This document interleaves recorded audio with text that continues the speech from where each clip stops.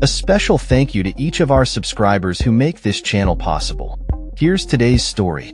In a significant development, the fifth round of indirect nuclear negotiations between Iran and the United States commenced on Friday in Rome, Italy.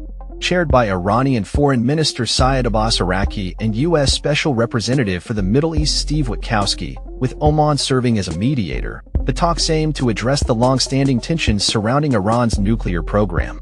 As in previous rounds, the discussions are being conducted indirectly, with Omani Foreign Minister Badr al-Busaidi facilitating communication between the two nations.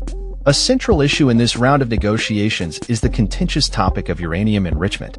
Both sides have made strong statements regarding their positions, complicating the dialogue. Witkowski, representing the U.S., has emphasized a complete cessation of enrichment activities in Iran, a demand that has been met with resistance. Araqchi, in a recent televised interview, asserted that enrichment on Iranian soil will persist. He stated, "Fundamental differences between us still exist. The U.S. side does not believe in enrichment inside Iran. If that is their goal, there will be no agreement. If their goal is ensuring Iran does not pursue nuclear weapons, that is achievable. We are not seeking nuclear weapons." Araqchi's firm stance highlights the non-negotiable nature of enrichment for Iran, which is a signatory to the Non-Proliferation Treaty, NPT, and asserts its right to peaceful nuclear energy. Additionally, Iran is calling for the lifting of unilateral U.S. sanctions that it deems illegal. The conclusion of this round of talks has been met with cautious optimism from both sides. Oman's foreign minister reported some limited progress, stating, "The fifth round of Iran-U.S. talks have concluded today in Rome with some, but not conclusive, progress. We hope to clarify the remaining issues in the coming days." Araqchi characterized the discussions as among the most professional yet, noting that although an agreement has not been reached, the Iranian delegation remains undeterred. "We firmly stated Iran's position.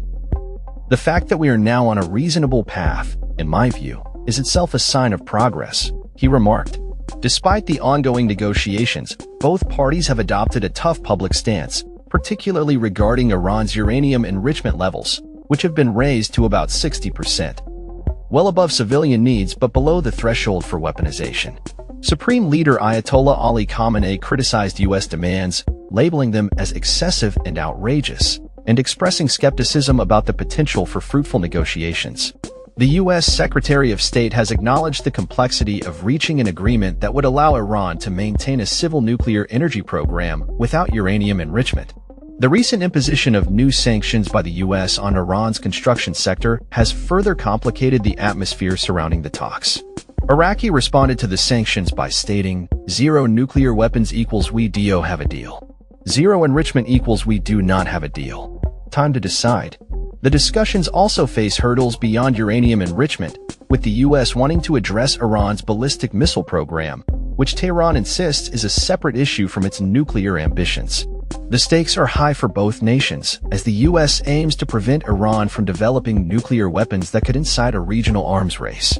Conversely, Iran seeks to alleviate the economic burdens imposed by international sanctions while asserting that its nuclear pursuits are strictly for civilian purposes.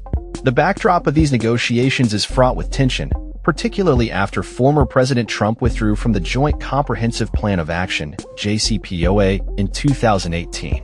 A move that significantly escalated hostilities between the two nations.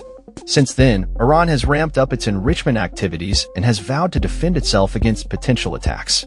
The potential for military action looms large, as Israel has voiced its opposition to U.S. negotiations with Iran and has hinted at possible strikes against Iranian nuclear facilities.